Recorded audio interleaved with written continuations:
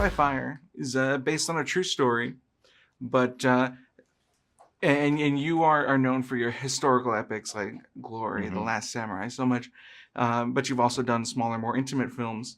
Did you approach this like a historical epic, or Hmm. did you approach it like an intimate, character-driven crime story? Well, the funny thing is, I think when you look at an historical epic, it's really important to understand the intimate relationships within it. And when you do something intimate, it's also important to understand the context. In this case, the context might not have been epic, but it was historical in its import. It was about an idea, and it was about a moment in the culture and in a particular place that was a very strong force in the story. So I wanted to tell the story of these two people. I was very moved by the story of these two people. But inevitably, in telling that story, I think you're reflecting on their circumstance and the circumstance of the state of America in relation to the death penalty and state of Texas and a small town and all those more mitigating, surrounding ambient factors. When you're doing a movie based on real life, and one that's based on recent history, Hmm. do you feel a greater obligation to be more factual, or do you feel Yeah, I think that's a great question because for better and sometimes for worse, movies are now starting to be regarded as part of the permanent record in the absence of people reading, you know, very, more complex multiple source history.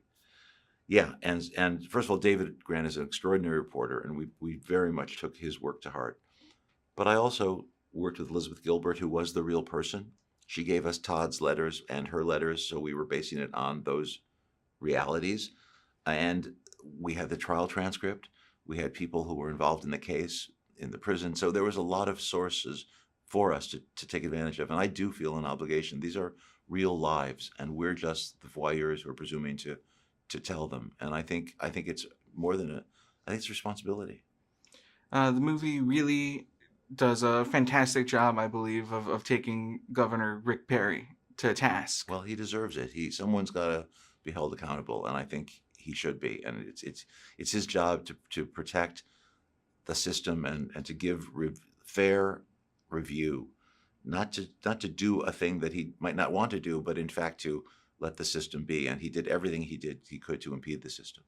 Did you feel like there was any kind of pushback ever of like, oh, maybe you shouldn't go this far? He might get upset. Well, it's nice about when you're making an independent movie, it's your decision, and that's one reason to do them. Uh, I also remembered when we started thinking about making the movie, we spoke to someone in the Texas Film Commission who suggested we not go there, that we might not be as safe as we might like to be there.